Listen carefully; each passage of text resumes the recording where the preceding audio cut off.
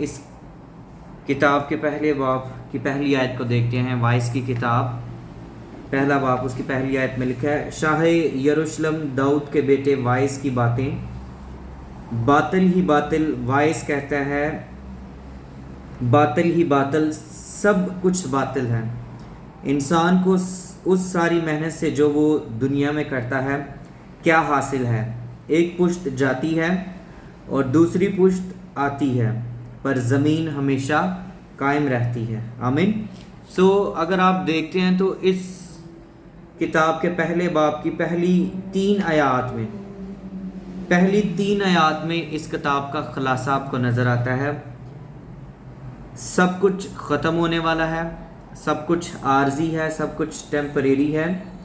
इंसान की जो सारी मेहनत है वो भी टेम्परेरी है, और इस दुनिया में जो कुछ भी है वो सब कुछ आर्जी है, ख़त्म होने वाला है, फना होने वाला है। राइट, आमीन। सो वाइस कहता है सब कुछ बातिल ही बातिल है, वैनिटी ऑफ वैनिटीज़, सब कुछ ख़त्म होने वाला है, सब कुछ टेम्परेरी है। सो इस बाब की पहली चंद आयात को जब आप पढ़ते हैं तो आपको नज़र आता है कि सारी चीज़ें मांदगी से पुर हैं, सारी चीज़ें टेम्परेरी हैं, और एक दिन ये सारी चीज़ें जो हैं ख़त्म होने वाली हैं। इसका पहला चैप्टर अगर आप पढ़ते हैं तो आपको काफ़ी कुछ चीज़ें जो हैं वो समझने को मिल जाती हैं। उसके बाद फिर ये इंसान की मेहनत पर बात करता है, इंसान की मेहनत पर, इंसान की ज़िंदगी पर, जानवरों पर, ज़िंदगी, इंसान की ज़िंदगी से जो कुछ रिलेटेड है, लिखारी इस किताब के अंदर उसको वाज़िया करता है। ज़िंदगी को, खाने पीने की चीज़ों को, ऐशो इशरत को, उसके रहन सहन को, उसके पैदा होने को, उसके मरने को, उसके इस दुनिया में चाल चलन को लिखारी जो है इस किताब में बड़ी डिटेल के साथ वाज़िया करता है। और वो ये बताता है कि अमीर आदमी भी मरता है और गरीब आदमी भी मरता है, ठीक है। सब पर एक ही जो मौत है, या सब पर एक जैसा जो वाक़या है वही गुज़रता है। तो इस किताब के अंदर बहुत सारी बातें हैं जिनको आप पर्सनली तौर पर ले सकते हैं। इस किताब के अंदर बहुत सारी ऐसी एडवाइस हैं जिनको आप मेमोराइज़ करके, याद करके, अगर अपनी ज़िंदगी में उस पर अमल पैरा होते हैं तो वो आपकी बहुत रहनुमाई करेंगी। आमीन। सो बहुत सारी बातें हैं जो इस किताब के अंदर हमारी रहनुमाई करेंगी। और इसके अंदर मैंने देखा है कि तकरीबन 25 कहावतें हैं। 25 से ज़्यादा होंगी, लेकिन मुझे 25 मिली हैं। मेरी अकल ने, मेरे जहन ने 25 ऐसी कहावतें निकाली हैं, और मैं ये चाहता हूँ कि हम इन कहावतों पर गौर करेंगे, इन बातों पर, विजडम नगट्स पर, अकल की दनाई की बातों पर, पहेलियों पर, ठीक है, कुछ राजदारी की जो बातें हैं उन पर गौर करेंगे। और मैं चाहता हूँ कि आप वो लिखते जाएं, और आपका ये होमवर्क होगा कि आपने एक छोटे पेपर पर होमवर्क सुन लें, छोटे पेपर पर ये 24 या 25 जितनी भी होंगी आपने लिख कर लानी है और एक दूसरे के साथ एक्सचेंज करनी है। कलरफुल पेनों के साथ या मार्कर के साथ आपने लिखनी है, ठीक है। सो नंबर 1 अगर आप देखते हैं तो पहले बाब की 15वीं आयत में लिखा है, क्या लिखा है? कहावत जो माजी में कही गई हो, जो एक नसीहत है या एक एडवाइस है, जो सदाकत की बात है, जो सच्चाई की बात है, ठीक है। तो उसको हम देखेंगे। पहले बाब की 15वीं आयत में लिखा है, वो जो टेढ़ा है सीधा नहीं हो सकता, और नाकस का शुमार नहीं हो सकता। वाह। वो जो टेढ़ा है सीधा नहीं हो सकता, और नाकस का शुमार नहीं हो सकता। कितनी ज़बरदस्त बात है। अक्सर मैंने देखा है कि बुराई करने वाले लोग कभी ठीक नहीं होते, कहीं ना कहीं उनमें वो जर्म्स जो हैं वो रह जाते हैं, जब तक कि खुदा उन्हें तब्दील ना करे। अपनी कोशिश से वो ठीक नहीं हो सकते। मेरे ख्याल से किसी का माइक खुला हुआ है, अगर वो उसको बंद कर ले तो प्लीज़। और नाकस का शुमार नहीं होता। आप जब दुकान पर जाते हैं, साहब आपकी आवाज नहीं सही आ रही। मेरी आवाज़ नहीं सही आ रही। Okay wait a minute. अब देखिए मेरी आवाज़ सही आ रही है। अब आवाज़ ठीक है। ओके जी ठीक है।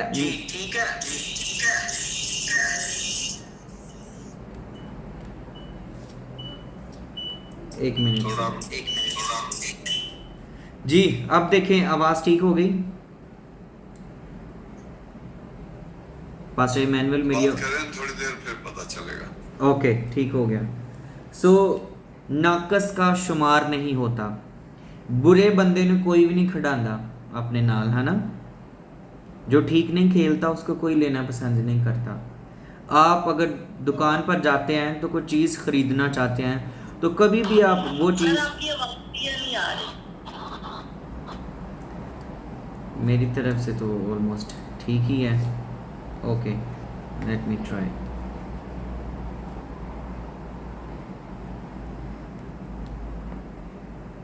अब देखिए मेरी आवाज़ ठीक है।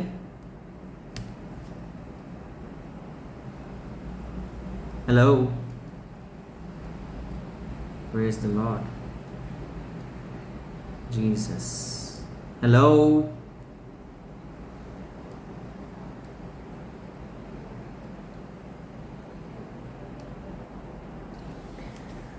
Praise the Lord Jesus.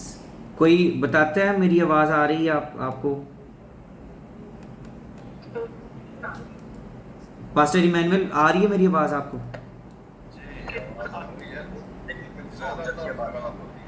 Okay ठीक हो गया।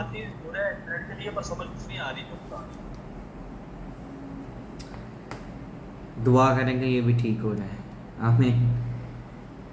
सो नाकस चीज़ का जो शुमार है वो भी नहीं होता। कोई भी शख्स जो है जब वो चीज़ लेने के लिए जाता है तो वो उसकी कोशिश होती है कि अच्छी से अच्छी चीज़ ख़रीदे। तो इसका मतलब ये हुआ कि ये बात हम पर फिट आती है कि अगर आप नाकिस होंगे, गए गुज़रे होंगे, तो यीशु की बादशाहत में आपका कोई कोई कोई वेलकम नहीं है। ठीक है, नाकस का शुमार नहीं होता और जो टेढ़ा है सीधा नहीं हो सकता।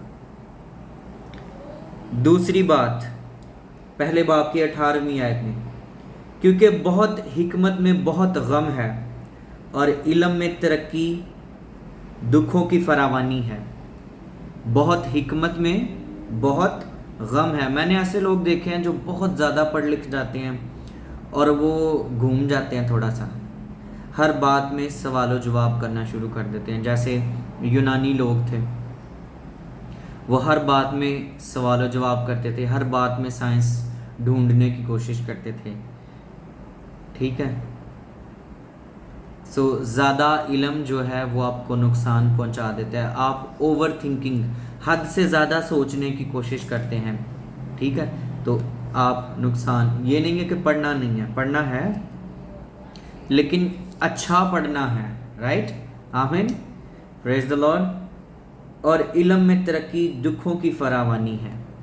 इल्म में तरक्की, आप देखें कि आज इस टेक्नोलॉजी की वजह से, इल्म की वजह से मैं और आप बात कर रहे हैं, और इसी टेक्नोलॉजी को लोग गलत मतलब के लिए, गलत अपने जो उनके एम हैं उनको पूरा करने के लिए भी इस्तेमाल कर रहे हैं। राइट। दूसरी बात, तीसरे बाब की पहली आयत में, तीसरे बाब की पहली आयत में, हर एक चीज़ का मौका और हर काम का जो आसमान के नीचे होता है एक वक्त है। सो यहाँ पर तीसरे बाब में आपको वक्त के बारे में काफ़ी कुछ सीखने को मिलेगा। वक्त की कदर के बारे में, वक्त की अहमियत के बारे में। कुछ लोग होते हैं जब उन्हें हंसना चाहिए तो वो रोते हैं, और जब रोना चाहिए तो वो हंस रहे होते हैं, ऑपोजिट होते हैं वो। ठीक है, सो देखें कि आप वक्त के ऊपर क्या कुछ कर रहे हैं। आमीन। वक्त इज़ वेरी इम्पॉर्टेंट। किसी ने खूब कहा कि वक्त जो है एक ऑयली बर्ड है, जब वक्त गुजर जाता है तो उसके बाद वो हाथ में नहीं आता। Time is a oily bird. वक्त एक ऑयली परिंदा है, यानी फिसलने वाला परिंदा है। जब आपके हाथ से निकल गया तो वो दोबारा आपके हाथ में नहीं आता। तीसरे बाब की 13वीं आयत में क्या लिखा है? और ये भी कि हर इंसान खाए और पिए और अपनी सारी मेहनत से फ़ायदा उठाए, ये भी खुदा की बख्शिश है। आप कमाई तो कर सकते हैं, ठीक है, आप रुपया पैसा तो जोड़ सकते हैं, लेकिन उसको एंजॉय करना, उसको सर्व करना, ये खुदा की तरफ से एक बख्शिश है। वाह, वंडरफुल। कई बार हम कहते हैं ना, तो बड़ी मेरे खून पर सीने दी मेहनत ना कमाया होया, मेरा हक है। आपका हक भी अगर खुदा चाहे तो फिर आपको वो हलाल होगा, वरना वो भी वेस्ट है। अगर आपने सारा कुछ कमा भी लिया है तो वाड़ा ही हो, लेकिन अगर खुदा की बरकत है, खुदा की फेवर है, तो फिर आप उसको एंजॉय कर सकते हैं, फिर ही आप उसको खा सकते हैं। कुछ लोग हैं उनके पास इतना रुपया पैसा है, लेकिन वो बाहर जाकर कोई चीज़ नहीं ख़रीद सकते, एक चॉकलेट नहीं ख़रीद सकते। क्यों? डॉक्टर ने मना किया हुआ है, बाहर नहीं जाना, राइट? आप ऐसा नहीं कर सकते, आप वैसा नहीं कर सकते, राइट? चौथे बाब की छठी आयत में क्या लिखा है? एक मुट्ठी भर जो चैन के साथ हो, उन 2 मुट्ठियों से बेहतर है जिनके साथ मेहनत और हवा की चरान हो। वाह, थोड़ा सा, यानी सादा सा इसका मतलब है कि जो थोड़ा है वो बेहतर है, जिसको आप खा लें, जिसको आप इंजॉय कर लें, बजाय कि ज़्यादा हो। और ज़्यादा के चक्कर में अक्सर लोग जो हैं वो जो थोड़ा होता है वो भी गवा बैठते हैं। सो पंजाबी च पास्टर अदनान कही दे ना एक जुमला, थोड़ा खा लो सुथरा खा लो, थोड़ा खा लो सुथरा खा लो, है ना? बंदा उन्ना को काम करे जिन्ने की उनकी जेब इजाज़त देंदी, है ना? सो समथिंग ये आज हम बात कर रहे हैं कि वाइस की किताब में कुछ मुहावरे हैं। मेरे पास 24 मुहावरे हैं जो मैंने इस किताब में से निकाले हैं। कितने? 24 मुहावरे या कहावतें, अच्छी बातें, विजडम नगर्स, कुछ नसीहतें हैं, या जो कुछ भी आप इनको टाइटल देना चाहते हैं आप बाद में इनको दे लें, ठीक है? लेकिन 24 बातें हैं जो हम सीखेंगे आज इसमें से, और बड़ी ज़बरदस्त हैं। तो हम नंबर 5 पर हैं अभी मेरे ख्याल से, ठीक है? नंबर 6, इसकी छठी आयत को 9वीं आयत को देखते हैं ज़रा। चौथे बाब की 9वीं आयत में क्या लिखा है? 1 से 2 बेहतर है क्योंकि उनकी मेहनत से उनको बड़ा फ़ायदा होता है। वाह, 1 से 2 बेहतर हैं। वाह, अक्सर आपने सुना होगा ना, कल्ला तो रुख भी नहीं होना चाहिए जी। लोकी कहते हैं ना, इसलिए असी चाहते हैं साडा एक होर मुंडा होइए, है ना? मैंने अक्सर ये लोगों से सुना है ये मुहावरा, कल्ला तो रुख भी नहीं होना चाहिए, है ना? सो बाइबल भी ऐसा ही कह दिया, 1 से 2 बेहतर है क्योंकि उनकी मेहनत से उनको बड़ा फ़ायदा होता है। 2 रफान साहब कुछ कहना चाहते थे, प्लीज़ पधारें आप। हाँ, 1 से 2 आवाज़ नहीं, मैंने ताड़ी आवाज़ नहीं आ रही पास्टर इरफान।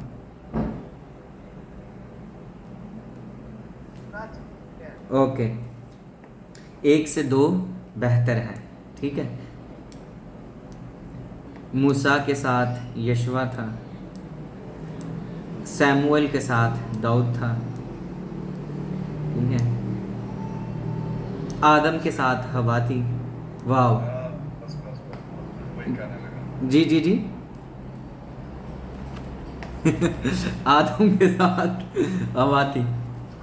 खुदा ने कहा आदम का अकेला रहना अच्छा नहीं है। पास्टर अदनान, भाई शहजाद, सुनील साहब, आदम का अकेला रहना अच्छा नहीं है। सो 2-2, आपको याद होगा यसुमसी ने भी 2-2 करके भेजे थे, है ना? वंडरफुल। ओके, आगे चलते हैं। 12वीं आयत को देखते हैं। 12वीं आयत में क्या लिखा है? 12वीं आयत, चौथे बाब की 12वीं आयत। और अगर कोई एक पर गालिब हो तो 2 उसका सामना कर सकते हैं। अब आपने यहाँ से शुरू करना है, मुहावरा जो है यहाँ से शुरू होगा। और तहरी डोरी जल्द नहीं टूटती। वाह, इत्तेफाक में बरकत है। किस किस ने ये बचपन में कहानी पढ़ी थी? सब ने पढ़ी हुई, हाथ दिखाएं ज़रा। जिस जिसने पढ़ी है हाथ दिखाएं मुझे। इत्तेफाक में बरकत है ना। तहरी डोरी जो है जल्दी नहीं टूटती। अगर आप अकेले होंगे तो आप गिर जाएंगे, जल्दी गिर जाएंगे, ठीक है। लेकिन जब आपके साथ 2 3 4 5 लोग होंगे तो आप खड़े रहेंगे, राइट। सो ये वाइस जो इसका लिखारी है सुलेमान बादशाह, वो ये सारी बातों को यहाँ पर बयान कर रहा है। और मैं ये समझता हूँ कि ये किताब जो है ना उसने अपनी ज़िंदगी के आखिरी अयाम में लिखी होगी, है ना। अपनी ज़िंदगी के आखिरी अयाम में सुलेमान बादशाह ने ये सारी बातें लिखी हैं, क्योंकि खुदा ने उसे बहुत बरकत दी थी। जी पास्टर जी जी, एंड पर चलेंगे अब, एंड पर, ठीक है जी पास्टर अदनान, लेटर। ओके, 5वें बाब की दूसरी आयत को देखें। 5वें बाब की दूसरी आयत को क्या लिखा है उसमें, और ये पॉइंट नंबर है 7। बोलने में जल्दबाजी ना कर और तेरा दिल जल्दबाजी से खुदा के हुजूर कुछ ना कहे, क्योंकि खुदा आसमान पर है और तू ज़मीन पर, इसलिए तेरी बातें मुख्तसिर हों। वाह, खुदा आसमान पर है और तू ज़मीन पर है, इसलिए तेरी बातें क्या हों? मुख्तसिर हों। वंडरफुल, ज़बरदस्त। जल्दबाजी से कुछ ना कहें। कई बार ऐसा होता है कि हम जल्दी जल्दी से खुदा के हुजूर मन्नत मांग लेते हैं, खुदावंद मैनू इस मुसीबत चो कढ़ दे, मैं 10 देगा दवांगा, बादों पता चलता है खाली देगा क्या सी कि भरियां देगा क्या सी। जो काम पहले एक मुहावरा है ना, पहले सोचें फिर बोलें, इस तरह से कुछ कहा जाता है। नाप तोल कर बात करें। जो भी खुदा के हुजूर आपने कहना है, मन्नत नहीं मांगनी, अगर मांगनी है तो उसके पूरा करने में देर नहीं करनी। Praise the Lord. जी पास्टर जोगिंदर, हाँ पहले तोलो फिर बोलो। Yes, correct correct correct, thank you, wonderful. Okay, 10वें बाब की 12वीं आयत देखिएगा ज़रा। 10वें बाब की 12वीं आयत में क्या लिखा है? एकदम हम आगे आ गए, लेकिन कोई बात नहीं। 10वें बाब की 12वीं आयत,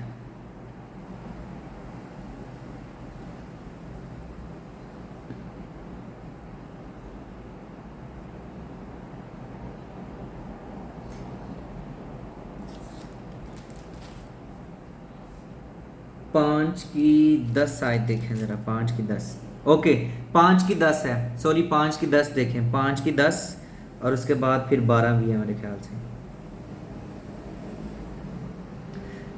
ज़र दोस्त रुपए से आसूदा ना होगा और दौलत का चाहने वाला उसके बढ़ने से सेर ना होगा। वाह, ज़र दोस्त यानी रुपए पैसे दा दोस्त अजीज जड़ा समझदा है रुपए पैसे नू, रुपए पैसे से आसूदा ना होगा और दौलत का चाहने वाला उसके बढ़ने से सेर ना होगा। कई बार आपने देखा है कि अमीर लोगों के पास जितना रुपया पैसा आता जाए आता जाए आता जाए आता जाए, उनकी ख्वाहिश नहीं ख़त्म होती। फिर एक जुमला हम बोलते हैं ये, यार साढ़े खर्चे बढ़ गए ने, फिर लाइफ स्टाइल चेंज हो जाता है।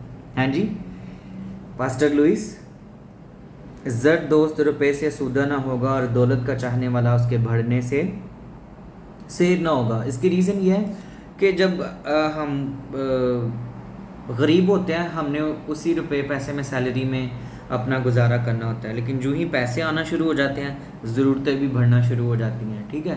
तो इसीलिए जैसे जैसे बंदा अमीर होता जाएगा, उसकी सोसाइटी, उसके दोस्त, उसका बैठना उठना बैठना चलना फिरना खाना जो है वो डिफरेंट हो जाता है, तो फिर उसके खर्चे भी उसी तरह से बढ़ना शुरू हो जाते हैं। आमीन। लेकिन हम जो मिशनरी हैं, हम जो खुदा के लोग हैं, हमारा लाइफ स्टाइल डिफरेंट होना चाहिए। आमीन। बाइबल स्टूडेंट्स का लाइफ स्टाइल जो है वो डिफरेंट होना चाहिए। हमें रुपये पैसे से ज़र से दोस्ती नहीं रखनी, हमारी ज़रूरत है, लेकिन लालची नहीं बन जाना उनके पीछे, मतलब हमने मारे मारे नहीं फिरना। पहले उसकी बादशाही ढूंढो तो ये सारी चीज़ें तुम्हें इनाम में मिल जाएंगी। आमीन। Praise the Lord. 12वीं आयत को देखते हैं। 12वीं आयत की आखिरी लाइन, 12वीं आयत की आखिरी लाइन 13वीं आयत से ऊपर वाली लाइन।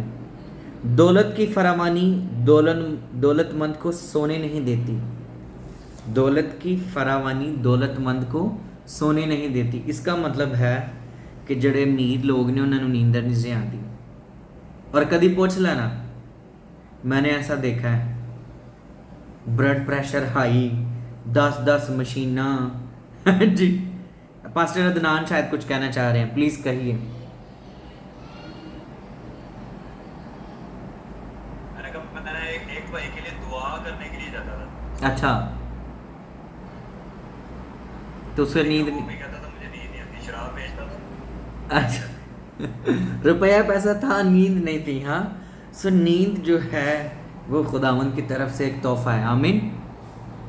अगर ਅਸੀਂ ਸਾਰੇ ਹੀ ਆਪਣੇ ਬੈੱਡ ਤੇ ਮੰਜੀ ਤੇ ਫਰਸ਼ ਤੇ ਮੈਟਰਸ ਤੇ ਸੋਨੇ ਆ ਤੇ ਖੁਦਾ ਦਾ ਸ਼ੁਕਰ ਕਰਿਆ ਕਰੋ। ਲੇਟੇ ਲੇਟੇ ਹੱਥ ਦੋਨੇ ਚੁੱਕ ਕੇ, खुदावंद thank you so much, I can sleep well, मैनू अच्छी नींदर आती खुदावंद। आमीन। नींद भी एक तोहफा है भाई, नहीं तो अजकल तो दवाइयां भी है जो नींदर वालियां, डॉक्टर टीका ला देता है सौन वाला। आमीन। नींद सोना एक गिफ्ट है खुदा की तरफ से। आमीन। ओके, छठे बाब की 9वीं आयत, छठे बाब की 9वीं आयत में क्या लिखा है? आंखों से देख लेना आरजू की आवारगी से बेहतर है। वाह, कितनी ज़बरदस्त। कितने लोग हैं जिनको अब तक ये मेरा ख्याल है कि बड़ी बरकत मिल रही है इन सारी बातों से। बड़ी बातें बड़ी सीखने वाली हैं। ठीक है, ये सारी वो बातें हैं जिन पर हम काफ़ी देर तक भी बात करते रहें तो ये ख़त्म ना हो, लेकिन हम थोड़े वक्त में ज़्यादा चीज़ें सीखेंगे। आमीन। आंखों से देख लेना आरजू की आवारगी से बेहतर है ना। कई बार हमारा दिल ख्वाहिश ही करता रहता है फिर जिन्नी देर तक असी उस शै नूं वेख नहीं ना लेंदे सानू सुकून नहीं आता, है ना। फिर जब हम किसी चीज़ को जांच लेते हैं तो फिर हमें पता चल जाता है कि ये चीज़ कैसी होगी। हमें इनू अंदर ले जाओ, तो जो मैं क्लास पढ़ाना तो बाहर ना ले आया करो, ठीक है।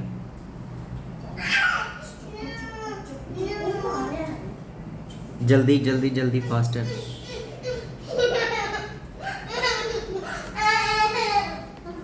इन्होंने कार्टून ला दे मोना टैब पे, सॉरी। 7वें बाब की पहली आयत को देखते हैं। 7वें बाब की पहली आयत। नेक नामी बेशबहा अतर से बेहतर है और मरने का दिन पैदा होने के दिन से। नेक नामी बेशबहा अतर से बेहतर है। वाह। और मरने का दिन पैदा होने के दिन से बेहतर है। कितनी ज़बरदस्त बात है। कीमती जो अतर है, इस उससे भी ज़्यादा वैल्यू इस बात की है कि आपको माशरे में लोग जानते हों अच्छे कामों के ज़रिए से, और मरने के दिन को ज़्यादा प्रेफरेंस दी गई है पैदा होने के दिन से। उसकी रीज़न ये है कि जब बंदा मर जाता है तो जान छूट जाती है इस दुनिया से, गुनाहों से, परेशानियों से। इसीलिए राइटर ये कह रहा है कि मरने का दिन जो है वो अच्छा है, क्योंकि मैंने ज़िंदगी गुजार के देख ली है, गम ही गम है, सब कुछ ख़त्म होने वाला है, सब कुछ फना होने वाला है। Right, okay. 7वें बाब की तीसरी आयत को देखते हैं क्या लिखा है।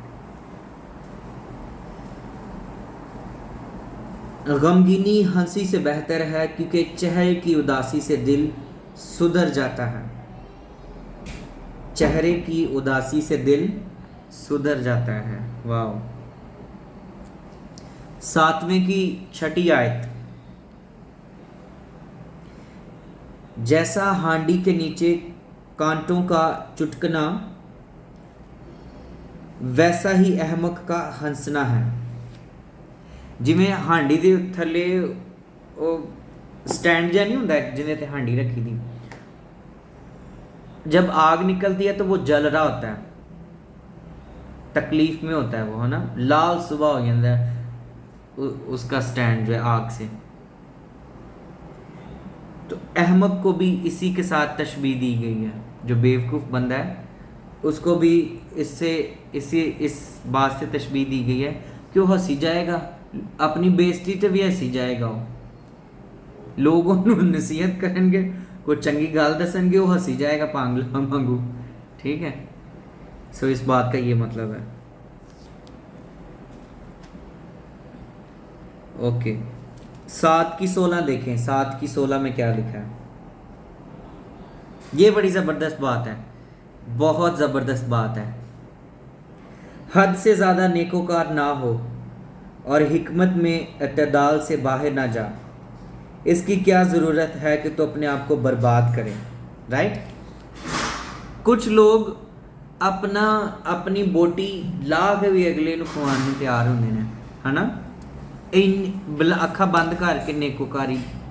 हम हाँ, खुदावन ने कहा है नेकी करनी है, लेकिन नेकी के साथ साथ आप ये ना करें कि आपका अपना ही नुकसान हो जाए।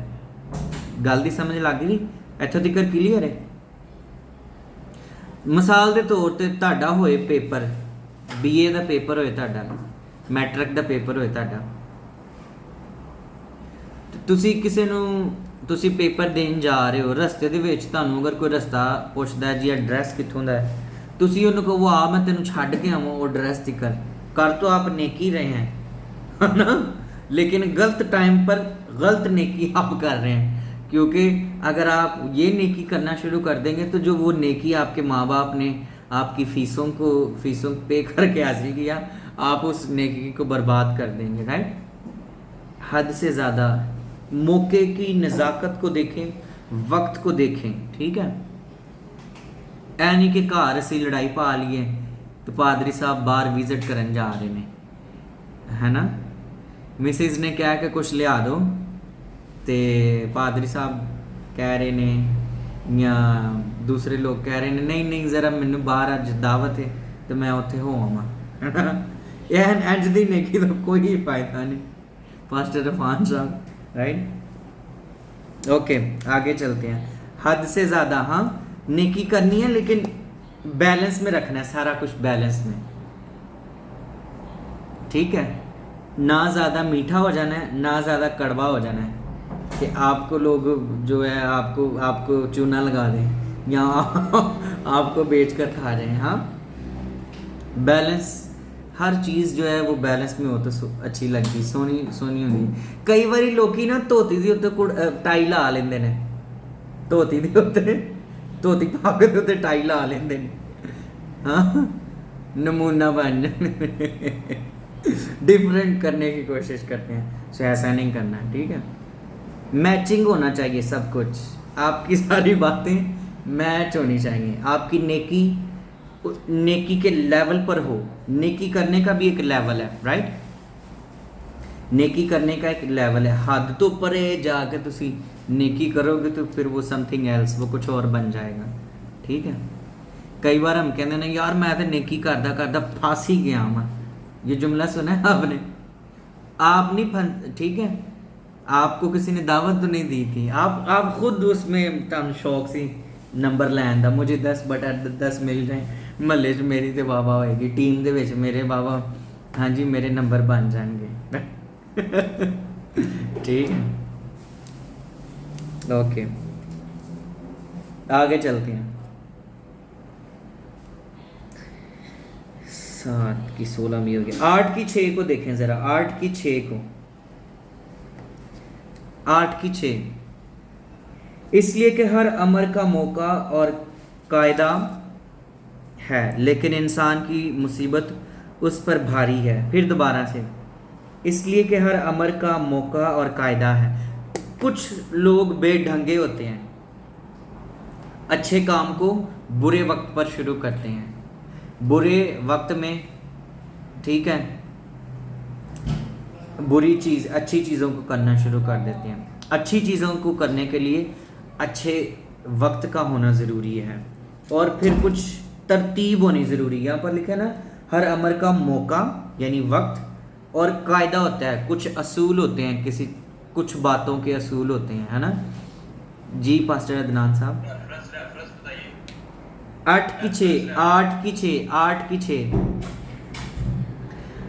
8 की 6। हर अमर का यानी हर काम का कोई मौका यानी वक्त और कायदा होता है। कायदा यानी कानून, कोई असूल, कोई तरीकाकार होता है, राइट। मैंने कुछ लोगों को देखा है ना उनका कोई मौका होता है, ना उनका कोई कायदा होता है, ना उन्होंने कायदा पढ़ा होता है, ना कायदा पढ़ाने देते हैं, और ना ही वो खुद कायदे में होते हैं, ठीक है। अगर आपने कायदा पढ़ा हुआ है तो आप कायदा पढ़ाएंगे आगे, यानी असूल की बातें अगर आपने पढ़ी हैं तो आप आगे असूल की बातें करेंगे। अगर आपको खुद नहीं कोई तरतीब का पता, मैंने कुछ लोगों को दुआ करते सुना है, उन्हें कहते हैं कलाम के लिए दुआ करें, फिर वो कराची में जाएंगे, फिर पेशावर आ जाएंगे, फिर 2-3 जड़े बीमार रिश्तेदार ने उन्होंने दुआ करके, ठीक है, कलाम वास्ते नहीं उन्होंने दुआ करनी, ठीक है।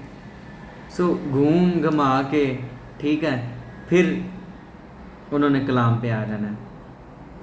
हर चीज़ का जो है वो मौका है और कायदा होता है, कुछ डिसिप्लिन होते हैं, उनको फॉलो करने की ज़रूरत है। आमीन। 9 की 4 देखिए ज़रा, 9 की 4 आयत में क्या लिखा है। 9 की 4 आयत में आखिरी लाइन को पढ़ेंगे, 9 की जो 4 है उसकी आखिरी लाइन को, जहाँ पर ये लिखा है, इसलिए जिंदा कुत्ता मुर्दा शेर से बेहतर है। इसका क्या मतलब होता है? जिंदा कुत्ता मुर्दा शेर से बेहतर है। ज़रा 1 मिनट के लिए डिस्कस करें, एक दूसरे को बताएं कि इसका क्या मतलब होता है। 9 की 4 का क्या मतलब है, डिस्कस करें सारे स्टूडेंट। सुनील साहब तुसी पास शहजाद दे हत्थ हल वेख रहे हो बार बार, पेन नहीं है इन्हों को, सुनील साहब को, है ना, तो फिर अपना लिखो ना, तुसी उन्होंने ना देखो। कोई चीज़ मेरे ख्याल में तुहाडे को नहीं है, मैंने लगता है।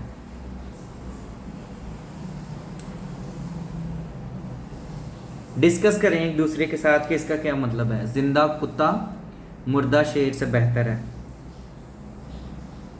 थोड़ा सा बोलना चाहिए बच्चों को, आपस में बात करनी चाहिए। पास्टर मंजूर के बच्चे भी आज मैंने नज़र आ रहे हैं, है ना, वेरी गुड। शेयर करें इसका क्या मतलब होता है। इसका मतलब है कि उसकी सांसें चल रही हैं, जिंदा है। ठीक है ठीक है, बेकार है, यानी कि वो ठीक। मेरे ख्याल से इसमें मुफहम का क्या? भाई मुझे आवाज़ नहीं आ रही। ओके, इसका मतलब है कि शेर जो है वो कितना जोरावर होता है ना, जोरावर है, जानदार है। जब वो जिंदा होता है तो बड़ी दहशत होती है उसकी, बड़ी दहशत होती है जब जिंदा होता है। तो हर बंदा उससे डरता है, जंगल का हर जानदार उससे डरता है जब वो जिंदा होता है, ठीक है। लेकिन जब वो मर जाता है तो टगे टोकरी का नहीं रहता, कहता नहीं रहता, टगे टोकरी का नहीं रहता। इहदे नालों मुर्दा शेर नालों वो कुत्ता जड़ा जिंदा है वो बेहतर है। पास्टर मंजूर जी बताएं।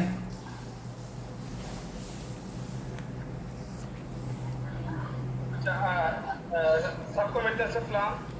सलाम जी। आवाज आ रही सर मेरी? जी जी आ रही, तुसी खुद भी आ रहे नजर।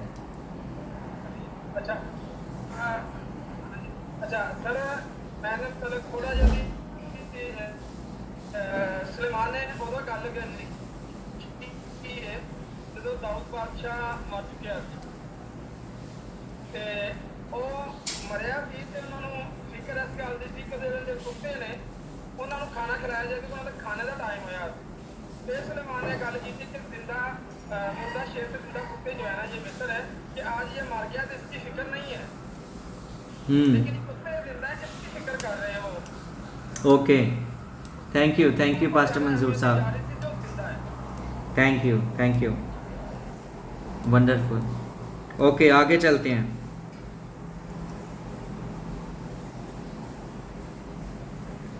9 की 16 देखिए ज़रा, 9 की 16 में क्या लिखा है। तब मैंने कहा कि हिकमत ज़ोर से बेहतर है, हिकमत ज़ोर से बेहतर है।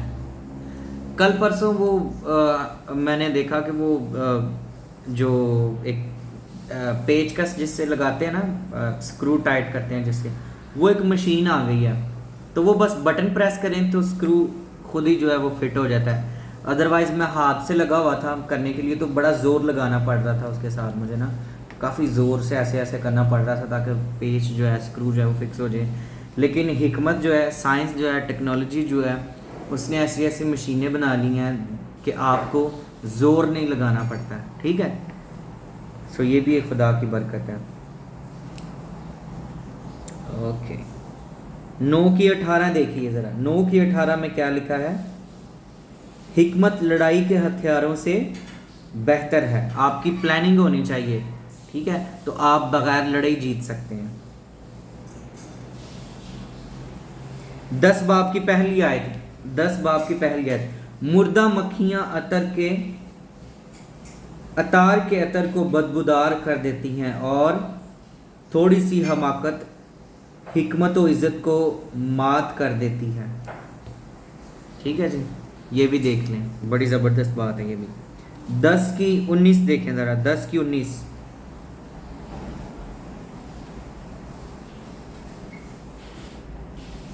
हंसने के लिए ये लोग ज़ियाफ़त करते हैं और मैं जान को खुश करती है।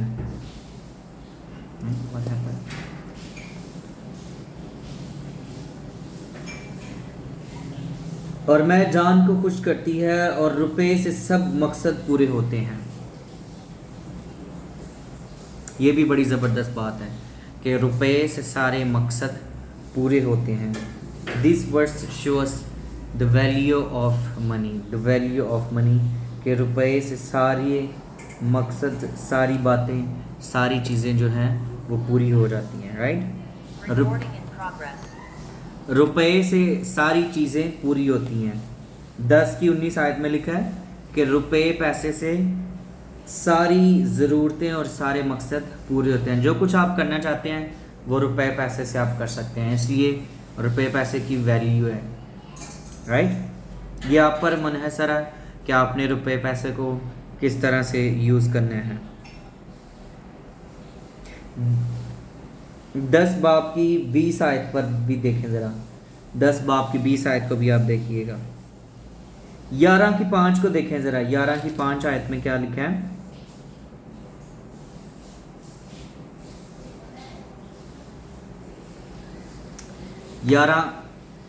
ग्यारह की 5 भी बड़ी ज़बरदस्त है।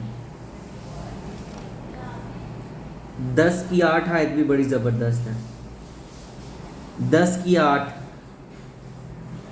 दीवार में रखना करने वाले को सांप डसेगा। दीवार में रखना करने वाले को, रखना किधर, सुराख, रखने वाले को सांप डसेगा। यानी कि तुसी आप ही मौका दे रहे हो ना दीवार दे विच होल बना के, ताकि उसको उस दर बैठने की जगह मिल जाए। राइट,